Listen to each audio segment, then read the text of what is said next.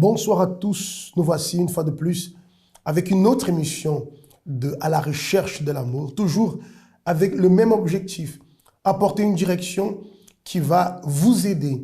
Nous savons que tous désirent être heureux dans leur vie sentimentale, dans leur mariage, mais malheureusement, nous voyons que beaucoup de personnes souffrent, beaucoup de personnes vivent une véritable tristesse. La vie sentimentale doit apporter le bonheur, doit apporter la félicité, Monique, mais on voit beaucoup de personnes qui malheureusement, bien qu'elles soient parfois mariées ou engagées dans une relation, le bonheur qu'elle espérait, ce n'est pas ce qu'elle est en train de vivre. Elle est en train de vivre, je dirais, une véritable souffrance. Et à cause de cela, malheureusement, beaucoup de personnes arrivent à ne plus croire que l'amour véritable existe. Oui, cela par manque d'instruction, manque de connaissance de certaines choses. Parce qu'on a la vie sentimentale, comme n'importe quel domaine de la vie, il faut la construire, il faut travailler pour que la chose elle puisse avancer, pour que ça puisse marcher. On ne peut pas prendre à la légère la vie sentimentale. Donc, il y a des petits points qu'il faut travailler pour que la chose elle puisse avancer. Et c'est la raison pour laquelle cette émission existe. D'ailleurs, vous avez la possibilité de voir les autres vidéos qui traitent de plusieurs thèmes. D'ailleurs, ce soir, nous allons voir déjà quel sera le thème juste après le spot que nous allons voir en ce moment. Si vous connaissez quelqu'un, invitez cette personne, partagez le lien de cette émission afin qu'elle aussi puisse bénéficier de la direction qui sera donnée ce soir. À tout de suite. Thérapie de l'amour. Venez chaque jeudi assister à une conférence exceptionnelle. Le rendez-vous à ne pas manquer. Le seul endroit où vous connaîtrez ce qu'est l'amour intelligent. Recevez des conseils et orientations, quelle que soit votre situation. Pour tous les couples, mais aussi pour les célibataires, mariés et divorcés.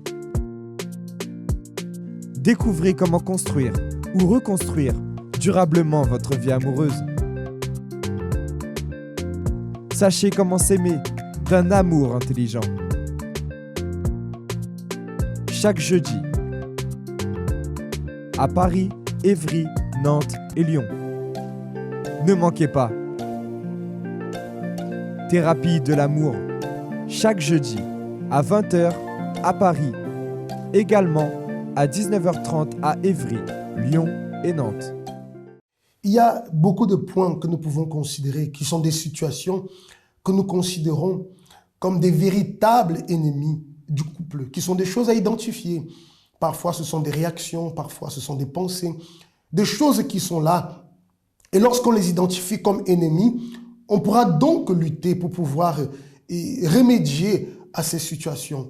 Et c'est la vérité, Monique, c'est qu'il y a beaucoup de choses que nous pouvons considérer qui sont des véritables ennemis du couple. Et souvent, les personnes souffrent dans leur relation parce qu'elles n'ont pas réussi à identifier encore l'ennemi. Parfois, l'un et l'autre s'accusent, mais n'ont pas réussi à identifier l'ennemi qui est là, qui apporte la situation de souffrance dans leur relation. Oui, parce que c'est vrai que quand la personne elle se met en couple, elle est ensemble avec une autre personne, c'est là où les choses elles vont commencer à se manifester. Et c'est tout à fait normal que des choses, des situations à résoudre, parce que la relation amoureuse, la vie sentimentale, comme n'importe quel domaine de notre vie, c'est quelque chose qu'on doit la construire.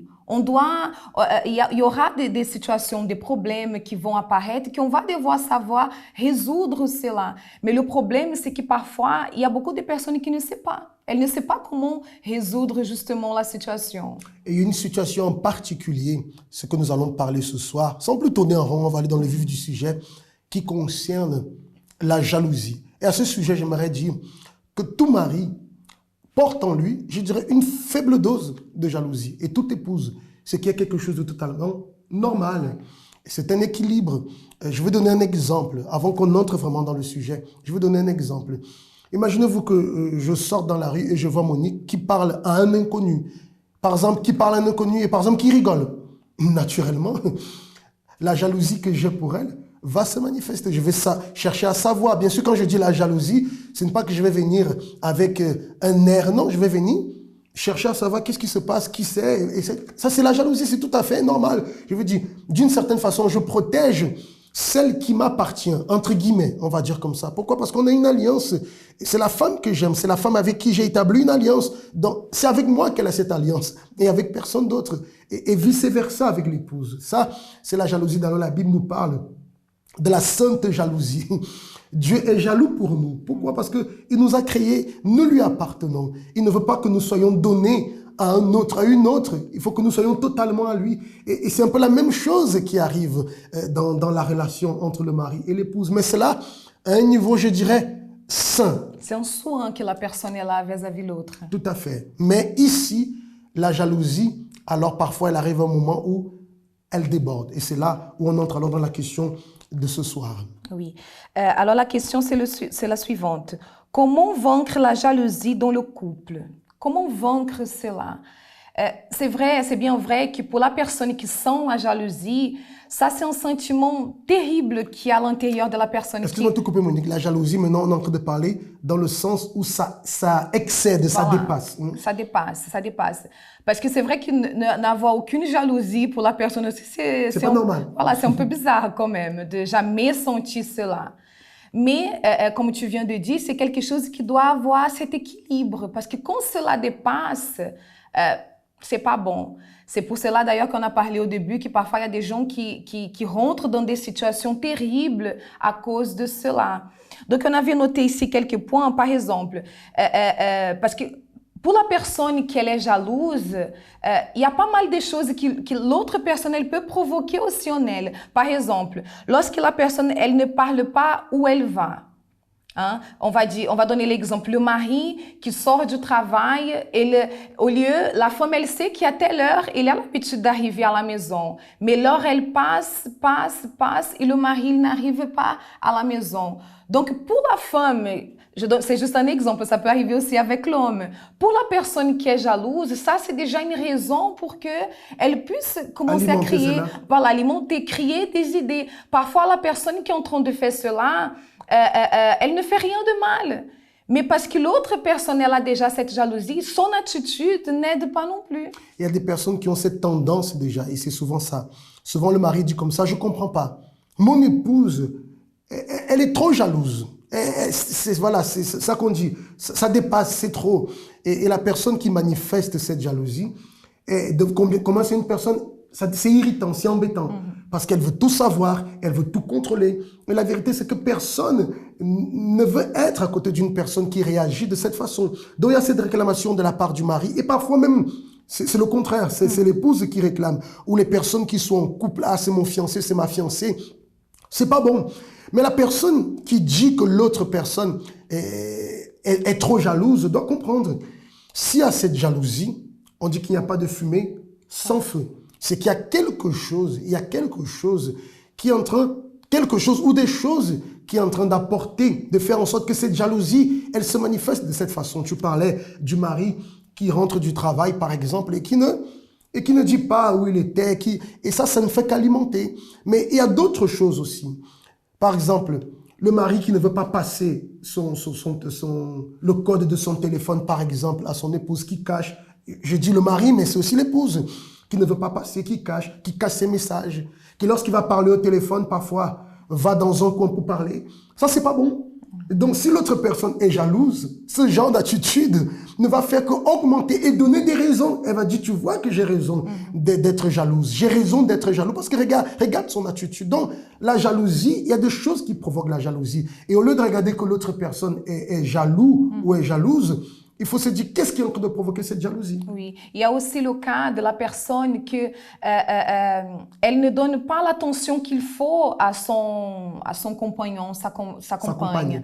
Et parfois, la personne, elle est là, elle dit, oui, mais je suis avec toi tout le temps. Là, maintenant, je suis avec mes amis. Mais la personne, elle donne plus d'attention aux amis, ou elle donne plus d'attention à sa famille, à sa sœur, ses cousines, ou parfois même sa propre mère, qui a son épouse. Donc, la personne qui a déjà cette jalousie en elle, cela n'aide pas non plus. Ça commence à provoquer des choses parce qu'elle n'a pas l'attention qu'elle devait avoir de la part de la personne qui est à son côté. Oui, parce que lorsqu'on se met en couple, ce qu'on attend de Monique, c'est la personne de qui j'attends le plus d'attention, c'est de Monique. Et vice-versa. Donc si je n'ai pas l'attention que je devrais avoir et je vois que cette attention est donnée à une autre personne, naturellement, c'est pas bon. La personne, et si déjà là cette tendance elle se laisse dominer par ce sentiment de jalousie, ça ne va faire qu'envenimer les choses. Et là, la vie de couple va être totalement anéantie. Vous voyez qu'il y a beaucoup de choses à parler. Comme d'ailleurs tous les thèmes, il y a toujours beaucoup de choses à parler. Mais le point où on veut venir ici, c'est que vous puissiez analyser. Si vous considérez que votre épouse est extrêmement jalouse ou votre mari est extrêmement jaloux, alors cherchez plutôt quelles sont les causes, quelles sont les attitudes que vous avez qui alimentent cela. Ou alors parler, ils peuvent parler ensemble. Écoute, je te vois, tu es extrêmement jaloux. Qu'est-ce que tu vois en moi qui te fait réagir comme ça?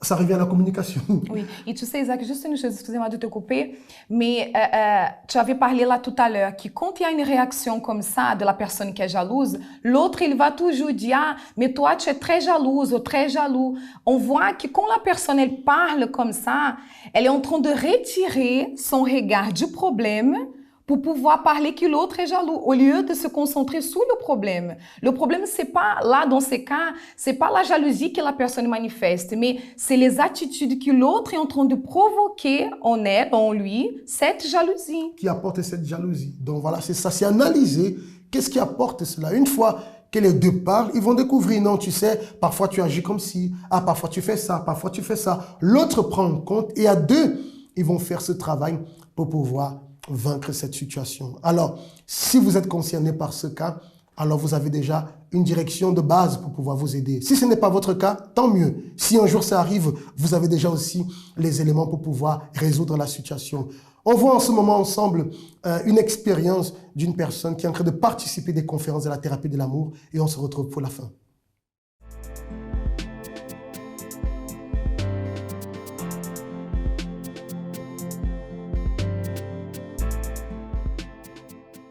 La thérapie de l'amour, au fait, m'apprend à travailler sur moi-même. C'est-à-dire, avant de chercher une personne, avant de se mettre avec quelqu'un, il faut chercher à savoir si nous sommes déjà prêts. Et donc, à travers les conseils qu'on apprend à la thérapie, on cherche déjà à travailler dans notre intérieur, notre pensée, notre psychologie, tout ça. Parce que j'ai appris aussi que l'homme et la femme n'ont pas la même manière de réfléchir. Donc, ça m'a appris à vraiment faire attention, à ne pas faire le mauvais choix.